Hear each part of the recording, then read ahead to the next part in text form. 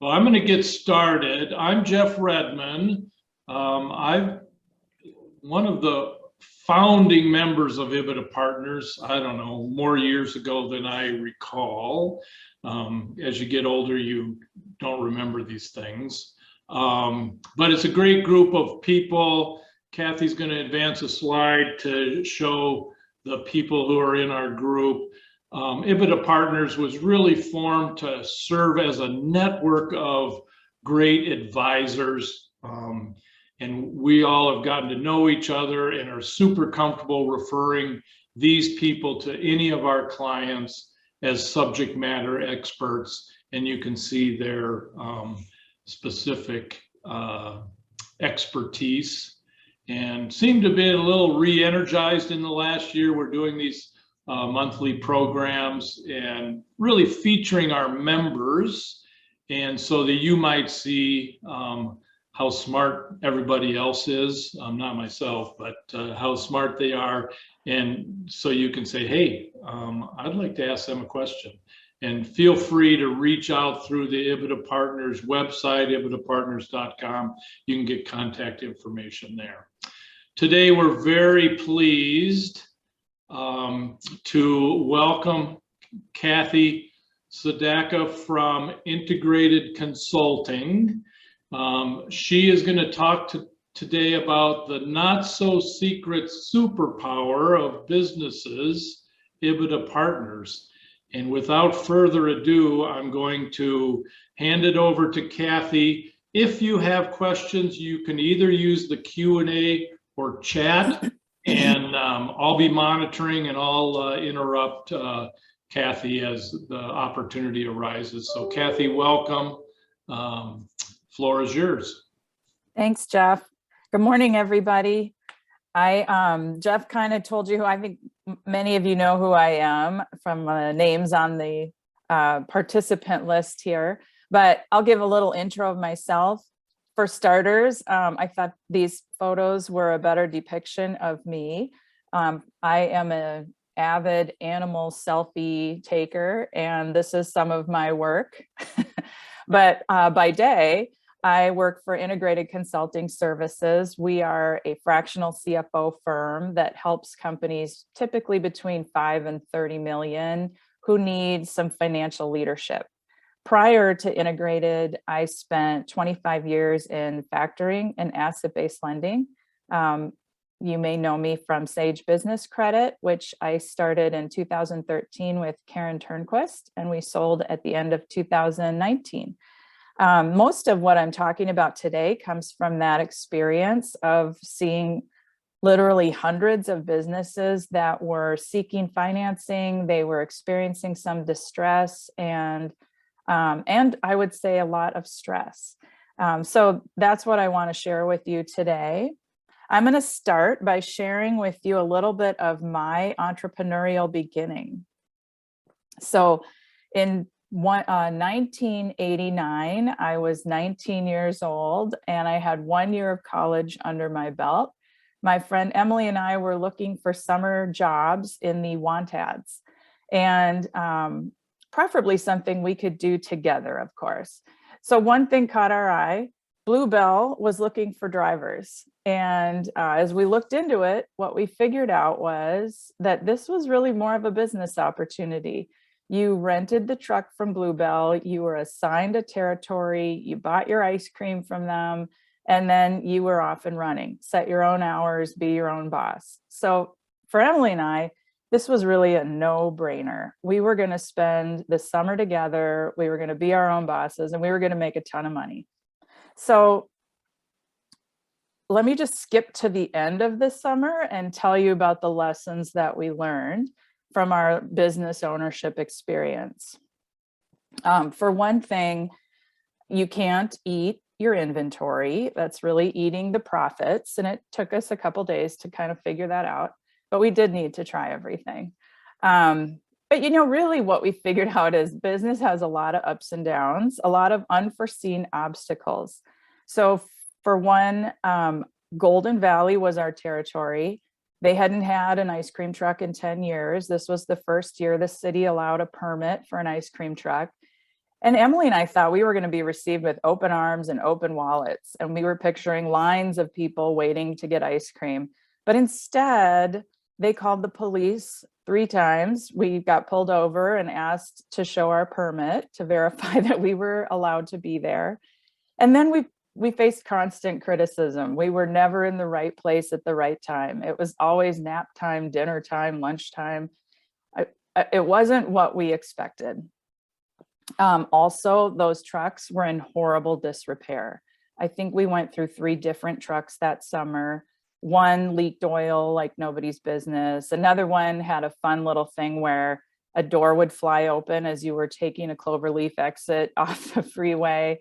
And there was another one, legally you were supposed to shut off the engine when you were selling ice cream out the side of the truck. And we had one that wouldn't start for about 45 minutes after it had been shut off. And let me also tell you, those trucks do not have air conditioning. That is the hottest place to be in the summer, sitting in a truck. And also financially, it wasn't what we thought this was going to be. We thought we had an initial investment and we'd be off and running. But we had several meltdowns that summer. And by meltdown, I don't mean mental meltdown. I mean, we woke up to ice cream soup in the freezer and had to reinvest in our inventory all over again. I think it was after maybe the 3rd meltdown that we negotiated out of our contract and left our ice cream careers behind. So that brings me to really kind of the point of today. I'm sure many of you heard the same thing I did, that there were a record number of business starts in 2021. And you can see here from going back to 2005, we kind of hovered around 2.5 million for a long time, and numbers had been increasing over the last 5 or 6 years. But really, there was a big leap from 2020 to 2021. Actually, there was a same big leap from 2019. So a lot of new business, which I always think is exciting. It's full of hope. I have an entrepreneurial spirit, so I can appreciate people with ideas that they think are relevant enough to start a business. But sadly, the other statistic that always comes to mind is the failure rate. According to the US Bureau of Labor Statistics, about half of those businesses will fail prior to 5 years. And it kind of has to make you wonder, why is that? And I know it's not all business failures, but a lot of it, most of it is. So I have some opportunities here to interact today. Put in the chat why you think are the reasons or the biggest reasons that a lot of these businesses just don't make it.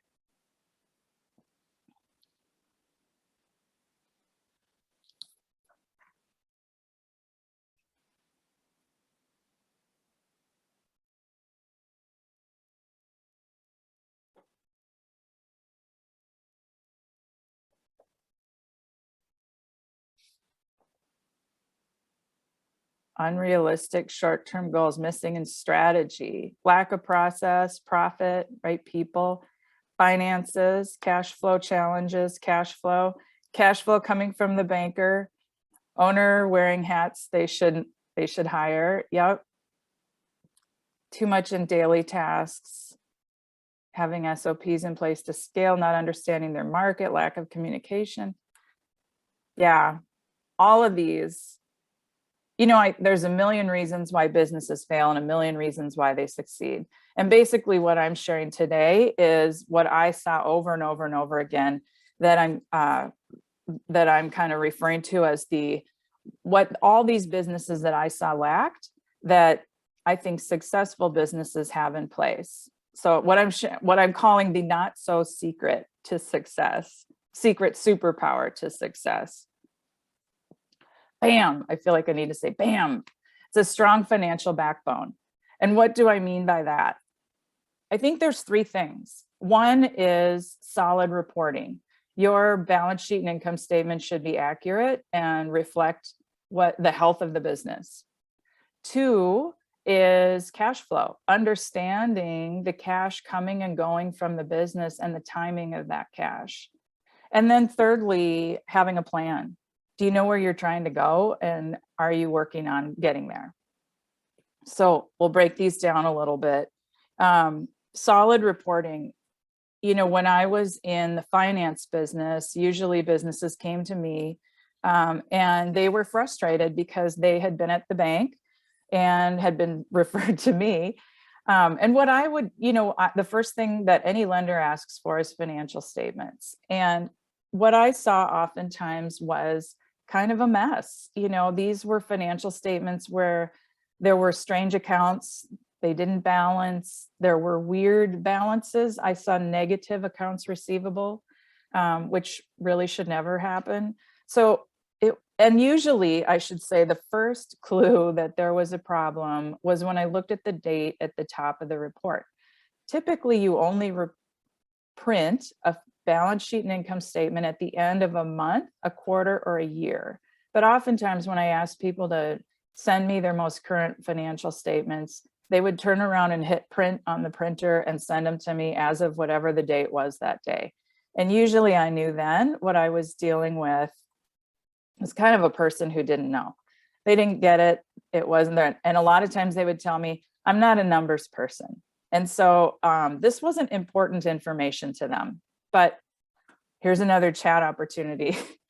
Why do we need financial statements? Why do we even print them in the first place? What's the whole point of producing these financial statements?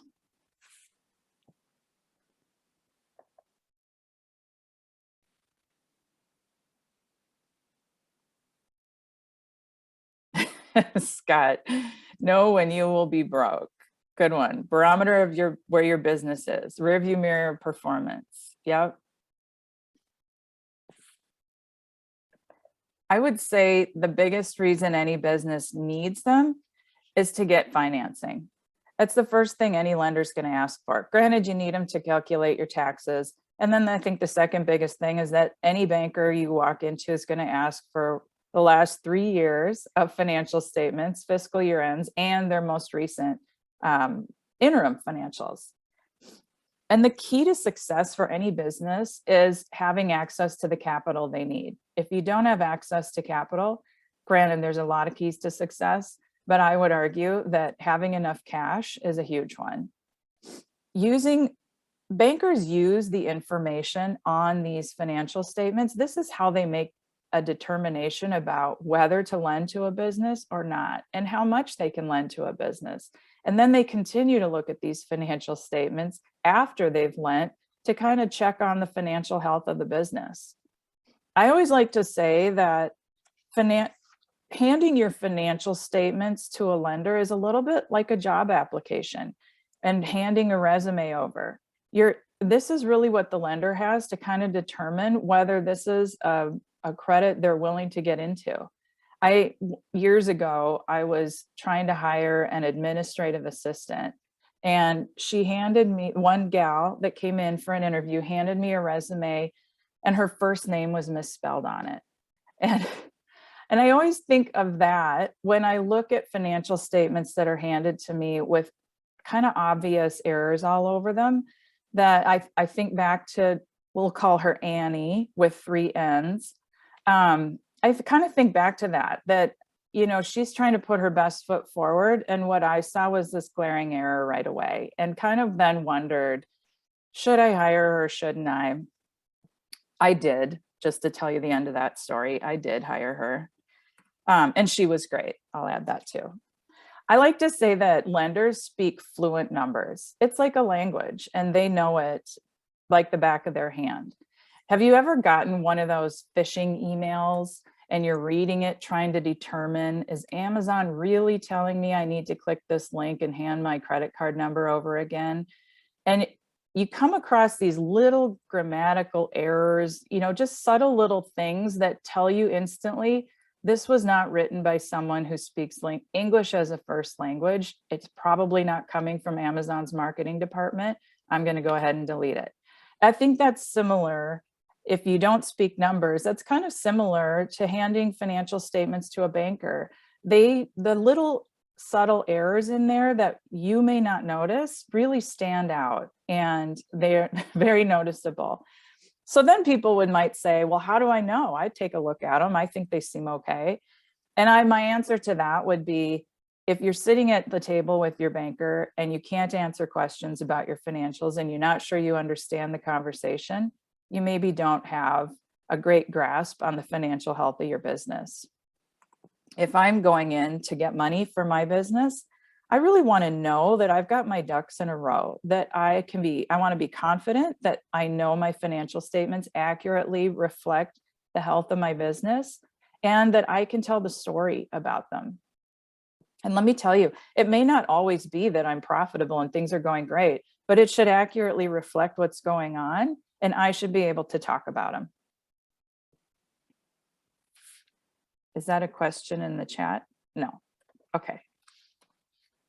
Sorry, Jeff, I know you'll do your job. Cash flow.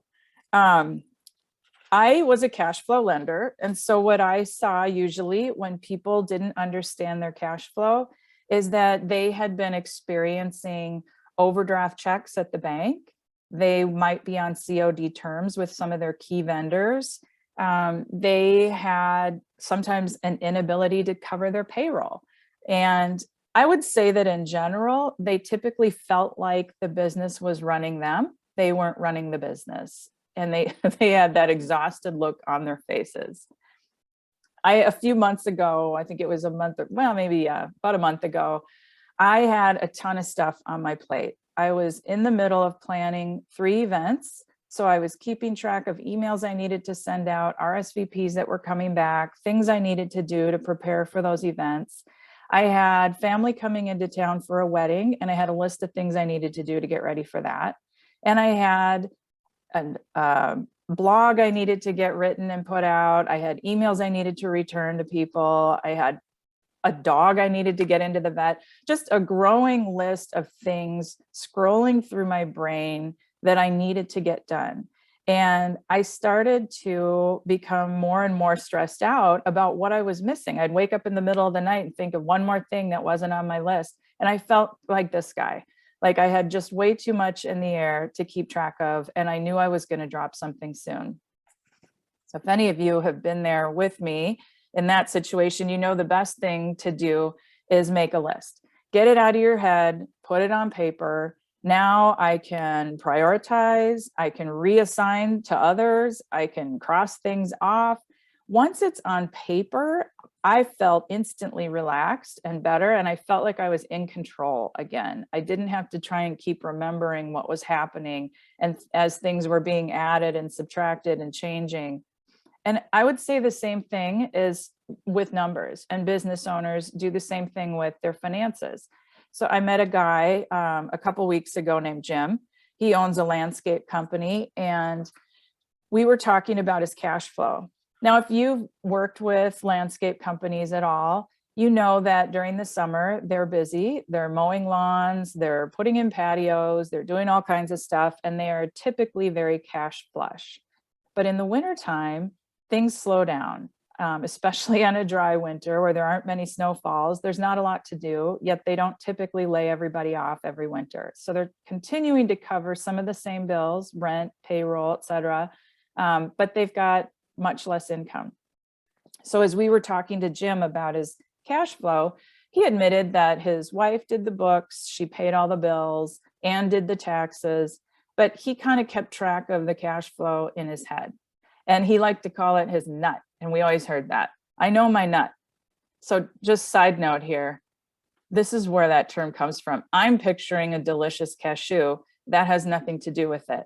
Apparently years ago, when salespeople rode around from town to town in their wagons, peddling their snake oil or whatever they were selling, they would oftentimes come into town and not have enough money to pay for a hotel room. So the hotel keeper would take a nut from one wagon wheel and hold on to it.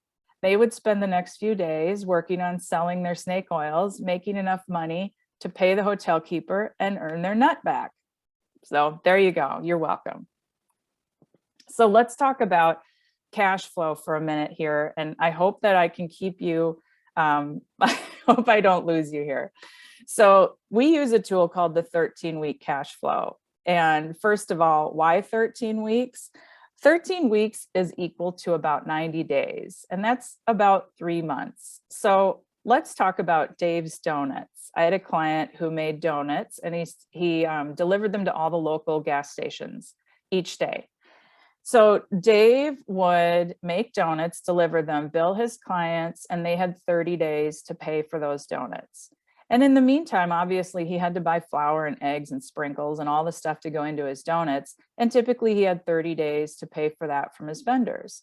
So if you think about the next 13 weeks, you are always at the beginning, looking down 13 weeks. And if we look at what goes into the first 4 weeks, what we want to look at is what cash do we expect to come into the business over the next 4 weeks? And what do we expect to go out every week for the next 4 weeks? Well, we pull those numbers from what Dave did last month. So last month he delivered donuts every week and billed his customers, and he bought flour and sprinkles and sugar. And he now for the first 4 weeks this month, all that stuff is due. So this month, everybody he billed last month should be paying him, and everything he bought last month, he has to pay for. Everything he's doing this month, all of the donuts he's delivering, all of the flour and sugar he's buying, is due next month. So the next 5 weeks, 5 through 8, are going to be cash coming in for everything he sold this month and cash going out for everything he purchased this month. And the third month might be a little less clear for some businesses. I think most businesses have some idea what they're doing next month. But so next month is what's coming in the following month. So it hopefully kind of and so on is what I should say here. And what you are always sitting on week 1, looking out over 13 weeks. So every week, theoretically, I like to call this a living document. Every week you would be updating that week 13. Drop week 1, you move over to week 2, and you add another week on the end. So you're always looking out at the next 13 weeks. And those first 4 to 8 weeks should really be pretty clear. The next 9 to 13, that might be less clear, but you can still get a pretty good guess of where you should be. And in the end, and by the way, I should say, neither of these slides really represent a 13-week cash flow. We usually have spreadsheets with numbers, but that's boring to look at. I like pictures. So here's how I like to think of it in my mind, though. The orange line represents cash coming in each week, and the blue line represents cash going out. Expenses are typically relatively flat for most businesses. Payroll and rent are typically their 2 biggest expenses, and those don't change all that much from week to week or month to month. But you have accounts payable. Sometimes you have to increase your purchases. Maybe one week Dave bought more sugar because he knew that there were supply chain issues, and so he decided to add a little more sugar to the order. Or possibly there was a repair to an oven one week. So unexpected expenses come into play. But what it allows you when you get it all on paper out of your head is you can see where your cash lies and where you get tight. So looking at this, you can see, gosh, week 6, 7, 8, 9, things get a little bit tight. Our cash is going to drop. Our incoming cash is going to drop a little bit, but our expenses stay relatively stable. Looking out at it from 6, 7 weeks in advance, we can think about what we might do about that. And we don't have to make any last minute fire drill decisions. We have time to think about whether we put money into the bank, whether we use a credit card, whether we go back to the bank and ask, hey, can I increase my line of credit temporarily? One of the things that comes up consistently is that a large customer does not pay on time. Most of your customers don't pay right on time.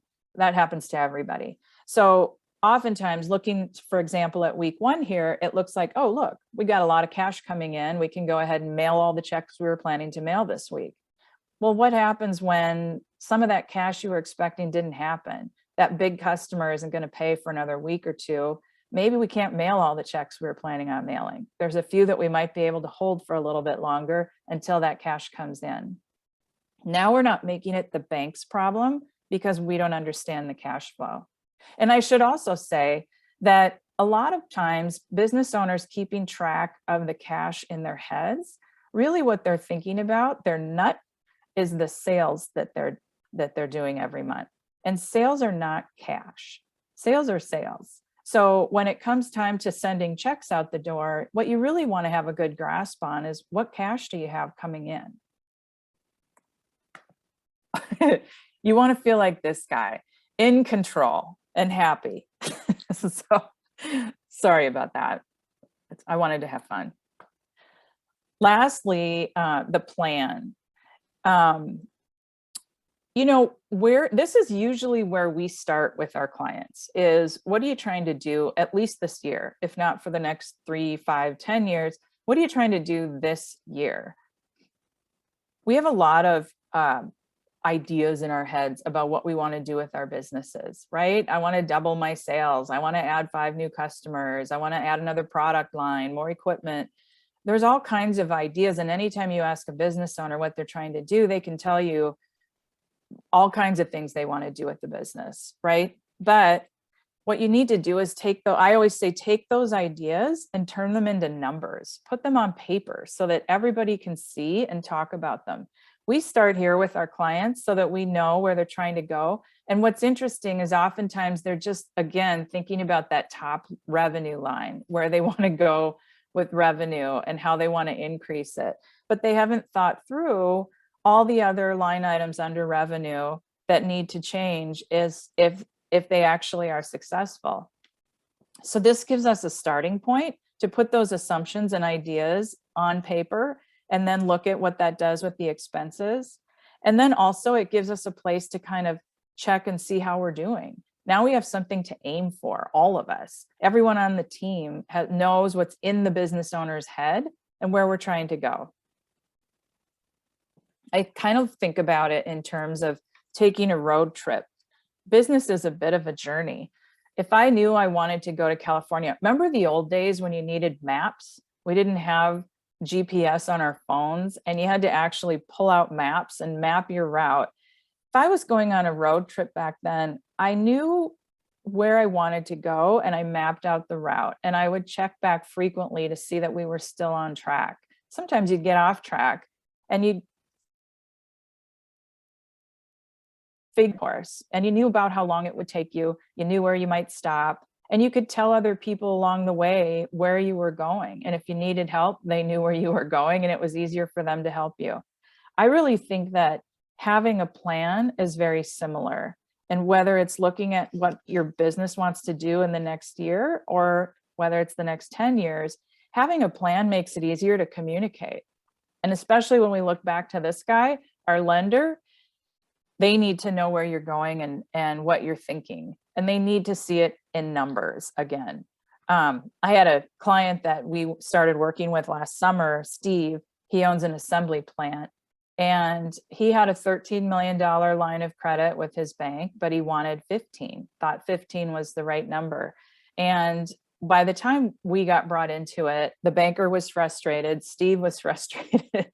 Steve needed this increase and he knew it. The banker felt like he was probably right, but he didn't have any numbers to give to the banker. And the banker said, Kathy, I can't walk into my credit team with nothing. I can't just walk. And I hear that all the time. Kathy, I'm going to get laughed out of the room if I walk in with what I've been given here. So what we did is we put together a plan for the next 12 months, and we looked at where Steve's numbers were, what he knew about his sales, what he knew about his supply chain issues and the inventory he needed to bring in as a result. And we saw that Steve was right. 15 million was about where he needed his line of credit to be. But we could hand this spreadsheet over to the banker with all these numbers, everything we'd thought through about our expenses and our needs for borrowing and our sales and the timing of all of it. And they could see what needed to happen. And we got what we needed, a $15 million line of credit. A plan really makes it more likely to reach your goals. We've all heard that. We all know that. Putting it in writing makes it that much more likely that you'll reach those goals.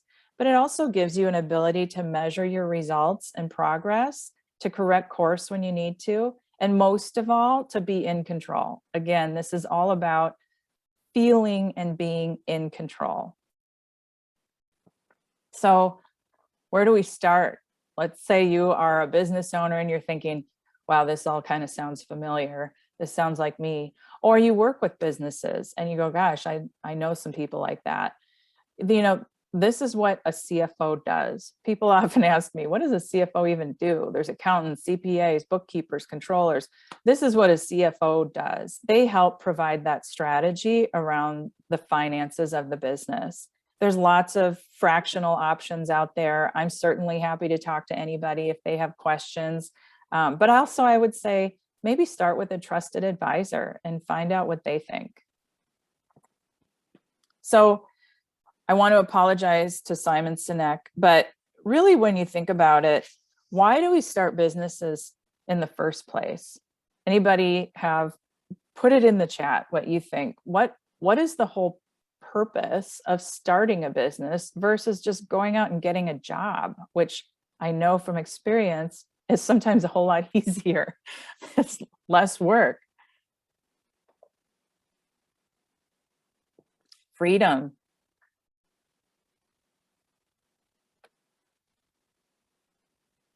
Mission. Prove that you can do it yourself. Yeah. It's how you're wired, accountable to the market, not a person. I like that. Because you're unemployable. When we started Sage, I really thought I could do it better. That was kind of my reason.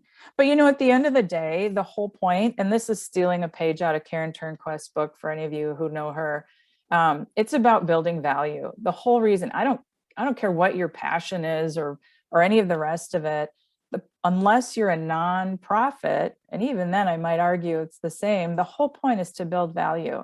Whether you are trying to support a certain lifestyle, you want to finance your retirement, build some real wealth, leave a legacy, maybe for philanthropic goals, the whole point is to build value. And value equals having your financial ducks in a row. It's the dollars and cents of your business. So it's all that much more important to really understand it.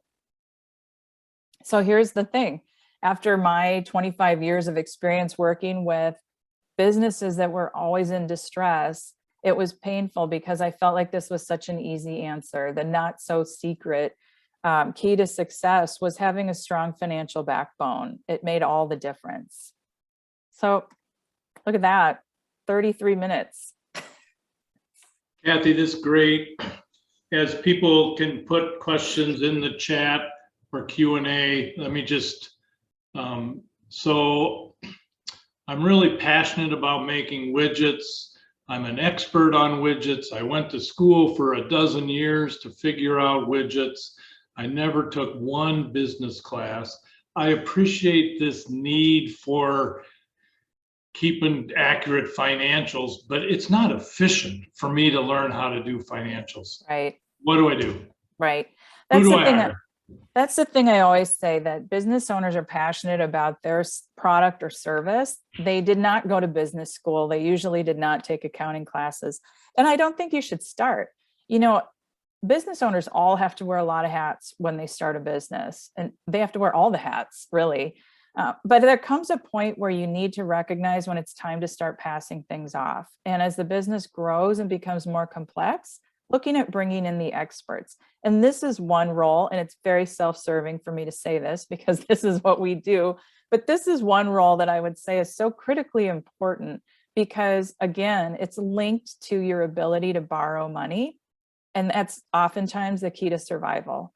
Now, I'm not saying you can't find money somewhere if your finances are a bit of a mess, but believe me, people did not like my pricing or my structure. And there were people out there lending money where their pricing and structure was even worse than mine. So really, you're doing yourself a favor by having somebody on board who does speak the language of numbers, who can make sure that your financials are accurate, help you with the plan, help you with the cash flow, and keep things moving smoothly.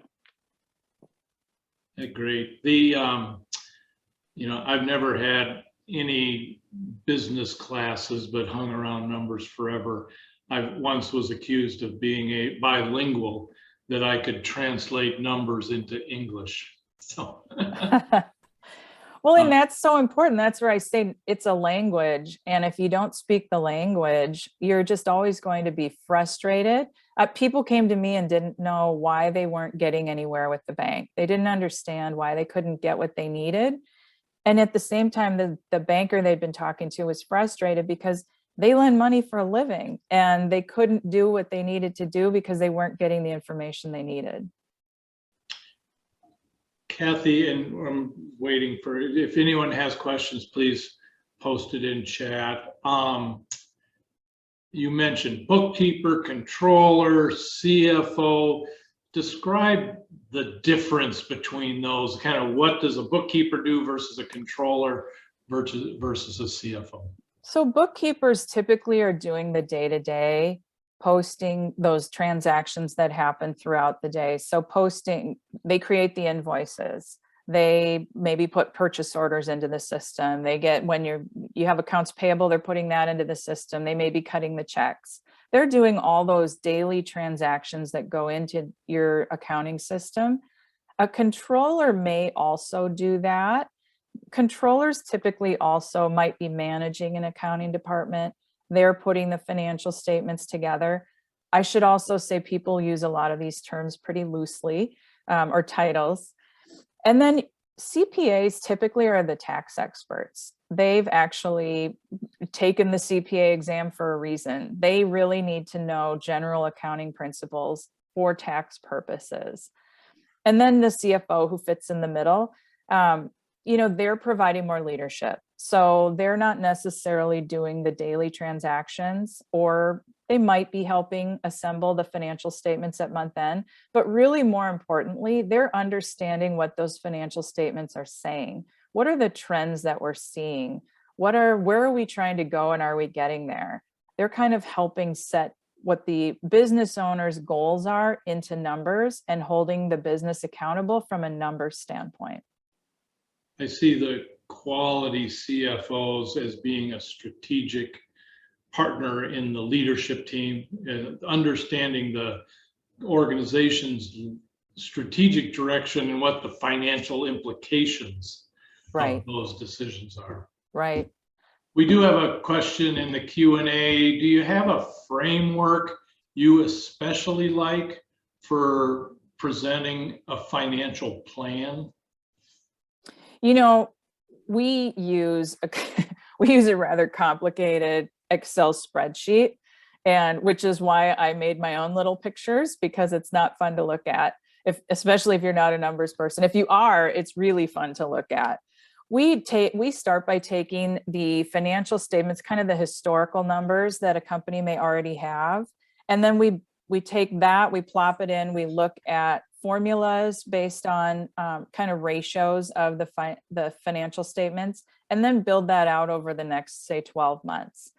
Then we take into account the assumptions that the business owner has, knowing that my sales are going to increase 25% this year with this one customer. I just hired a new salesperson, so I'm expecting in 6 months to have additional sales. Whatever the salesperson is assuming for that next 12 months, we build that in, and then look at what that means for kind of the rest of the expenses. How does that change other expenses down the line? But we just use Excel. Having served on lots of boards, that the CFO presents numbers, some of them are dry, boring. They overwhelm you with details. Chip Heath just came out with a book, and I looked it up so I knew the title, Making Numbers Count, The Art and Science of Communicating Numbers. And it really was, you can reference a bunch of decimal points and numbers, or you can graphically show or give an example to communicate numbers. So I personally like seeing, as you did, some visuals. It's either a bar graph or a trend line.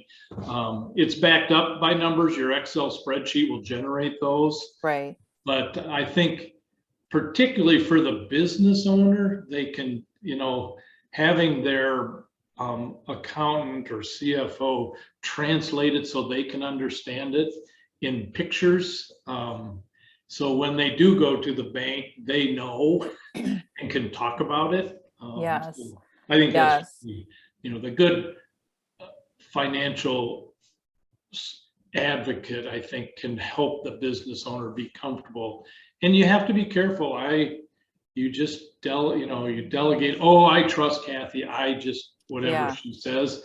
In the audit world, they say trust is not an internal control.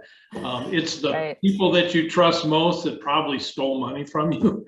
So you really, as a business owner, have to force yourself to take monthly, weekly, at least quarterly, and understand what's going on. I just love what you are presenting and what you're offering to business owners. I agree that that's probably a whole nother session. Is, the numbers that you should focus on so that you're not taken advantage of. Kathy, we don't have any more questions. Anything else that you think people should have asked that you want to share? And otherwise, a closing comment. I don't think I have anything else. I really just, I'm not a professional speaker, just presenting kind of what we do every day and lessons that I've learned by watching other businesses struggle, which is heartbreaking. But a lot of businesses struggled, and these were the reasons they struggled. So it seemed like the appropriate topic. No, I think in this, we've been kind of flush with cash for a while with all this PPP money and what have you. But I think things are going to tighten up. And, I've kind of talked about cash for a long time. And, a couple of years ago, wrote a book that the subtitle was How 1 + 1 + 1 equals 19, and how by understanding your financial statements, there's money within your organization that you can leverage. And only if you have the accurate numbers can you find it. Yes. And put it to good use. So somebody asked the name of that book. Let me just find it in chat. It's something Making Numbers Count by Chip Heath. The Art and Science of Sharing Numbers. So